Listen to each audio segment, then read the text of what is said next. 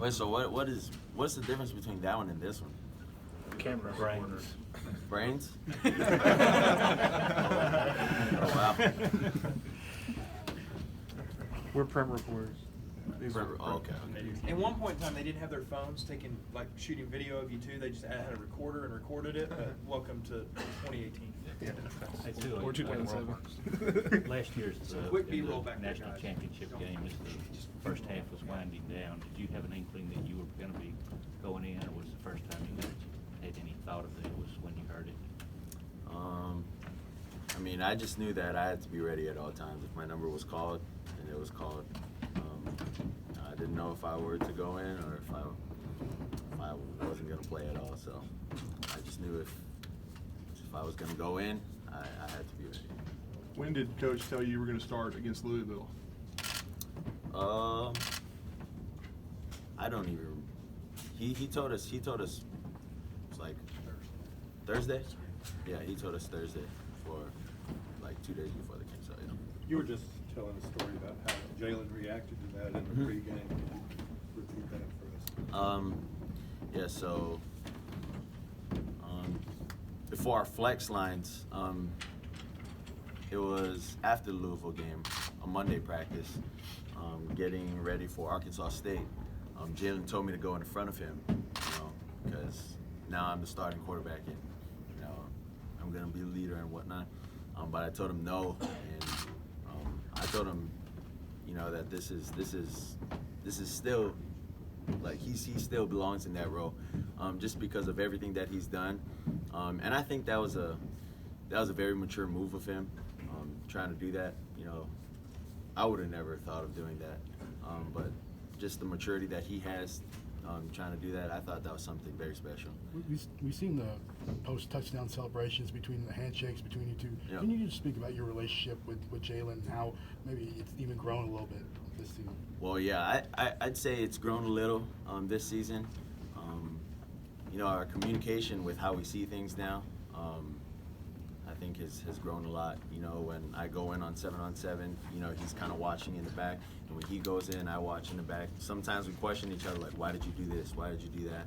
And so the communication with us has been really good, and I think we've been improving a lot, as an offense, within not only our running game, but most definitely our passing game, while we're communicating, to each other. So it benefits both of us, and Mac Jones as well. So I'm happy that Mac Jones got his first touchdown this season. So it's exciting. How would you describe the team chemistry right now? I can only speak for our offense. We do have a good relationship with our defense, but we don't spend as much time with the defense. Because there's a lot for us to talk about on offense. We have a lot of things to install. We gotta understand what we're doing offensively with the O-line to the receivers. We have a lot of movement keys within our reads, so there's a lot of things going on. But I'd say just for our offense, we've created a really, really special bond with one another. So. What's the craziest thing that's happened to you since you were named starter? Just maybe out in public or anything? I'd say just the attention. Just the attention. Can't do things that I want to do anymore without people trying to stop us. Do you have an example? And whatnot. I'm going out to eat, with my family, and people are just coming up asking for pictures. So. What do you think about the way so many people, the Hawaiian culture, people have incorporated there? You see people wearing leis, the pineapples at tailgates. What do you think about all that? I think it's cool. I mean, nothing wrong with it. I think it's cool. Does anything surprise you at this point? No. It's cool. How much fun is it for you guys to be out there and having the success you guys have had offensively so far? I think for anyone that plays the sport of football, when you find success, it just becomes very fun. And so with our guys, it can be a blessing and a burden, because we're so used to it now that everybody wants a touchdown. Everybody wants to do something big. And so sometimes that can be a burden, because sometimes we don't understand what we're doing. There's lack of focus out there, and there's definitely a big lack of intensity sometimes within our offense when we kind of think that way. So What's the key to kind of your teammates say you hadn't changed with all the attention, all the hype? What's the key to kind of staying grounded a little bit? My faith, most definitely my faith. And how much has the offense grown week to week with Coach Loxley and Coach Enos, and how much are they adding? Are they adding things every week to kind of expand the offense as you guys are more successful? Not really. We're just playing the same way we usually play. We just run different plays out of different formations, you know, and whatever the defense gives us, we'll just take it. When you first got here, did you see a day where you'd be the starter and Jalen would be the backup? Because, I mean, obviously you came here and he was the reigning SEC Offensive Player of the Year. Well, I mean, could you tell me that I was going to be the starter with Jalen being here? I mean, you wouldn't know. Exactly. I would have never knew too. Like I couldn't even tell you that. But I mean, that's kind of like a hard situation to be in, you know. So I couldn't even tell you that answer. What's Jalen meant to this team right now, the way he's presented himself? Well, I mean, you guys seen what happened with Clemson's quarterback. Clemson's quarterback ended up getting hurt, and they didn't have Kelly Bryant as well. So I can imagine if something happened to me, you know, Mac Jones would be good, but also having Jalen here, you know, who's very well experienced. It's a testament to, like what I said, it's a testament to his character. It's a testament to his morals with how he was raised within his family. You know, and just him being here within our team, everybody respects him so much. So, you know, he's a leader, and he leads both ways. You know, he leads vocally and he leads doing things. So. What is it about your faith that keeps you grounded? Most definitely not going overboard with things, staying level-headed, knowing who I am, and you know, I'd say most definitely with my faith, there's no room for me with it. You know, it's always about other people. It's always about loving on other people, and most definitely giving praise when praise is due. Given your efficiency success out there, you know, Nick even said yesterday that you may have exceeded some of his expectations early on. Do you feel you've exceeded expectations with what you've done, or where are your expectations? Personally. I mean, we're just trying to be 1-0 every week. We're just trying to win games, you know, and I think that's the focus. You know, Coach Saban said I exceeded his expectations.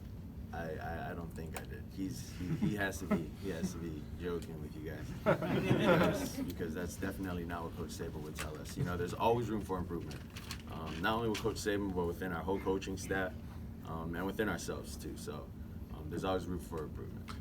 Are you aware of things like quarterback ratings and passing efficiency? Do you know the formulas, for instance? You couldn't ask me any of that. No, sir. What's the secret? Some of the fade ball, some of the balls, the touch you put on passes. What's the secret to that? Reps. I'd say reps. How did you learn that escapability that you've shown in these first 5 games? Where did that come from? Is it a drill that you grew up doing? Is it when you do cartwheels out of the pocket and stuff like that? I don't know. Sometimes I drop back, and sometimes I just practice backflipping and throwing, you know? I'm kidding. I really couldn't tell you. I really couldn't tell you. I don't know.